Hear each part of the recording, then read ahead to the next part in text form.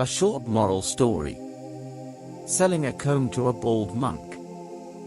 A large firm received the resumes of 3 qualified salespeople. The interviewer decided who would get the job by holding a sales competition because they all had comparable qualifications. To sell combs to monks at any mountain shrine was the objective. The monks ought to follow the custom that requires them to shave their heads. The one who sells the most over the course of the next 3 days will be hired, the interview said. After 3 days, the 3 applicants returned with their conclusions. It was a pretty difficult scenario. But I sold 1 comb, the first competitor stated. They criticized me at first after accusing me of openly criticizing them. I was so unhappy that I made the decision to quit. However, on the way back, I saw a young monk frantically scratching his head.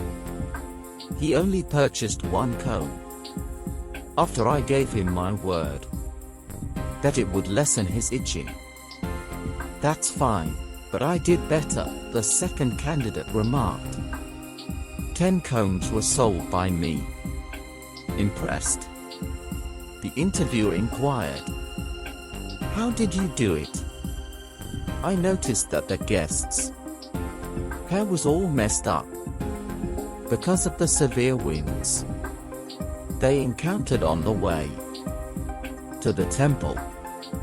The second contender retorted, I convinced the monk to distribute combs to the worshippers so they would appear more committed.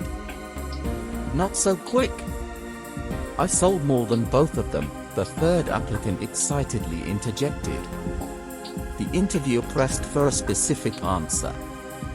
When asked how many copies were sold, the number of combs must number in the hundreds. Wow! How did you achieve it? The interviewer questioned. I expressed my gratitude to the senior master of one of the biggest temples for his dedication to the neighborhood and for establishing a holy place of worship. He thanked everyone who came to see him and was appreciative of their fidelity and dedication. I suggested that he bless his visitors and give them a memento.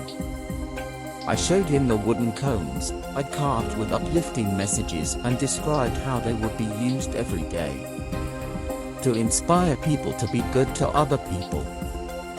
He ordered 1,000 brushes since the idea intrigued him. One of the other applicants sniped sourly, you got fortunate. Not really, the interview responded. Since he was prepared. He had the comb etched before he arrived. If not for this temple, another will yearn for it. There is more, the third enthusiastic applicant chuckled. The day before yesterday, I went back to the temple to check on the master. After seeing the Buddha's blessing on the comb, many tourists returned home and told their friends and families about it. The amount of everyday visitors keeps increasing.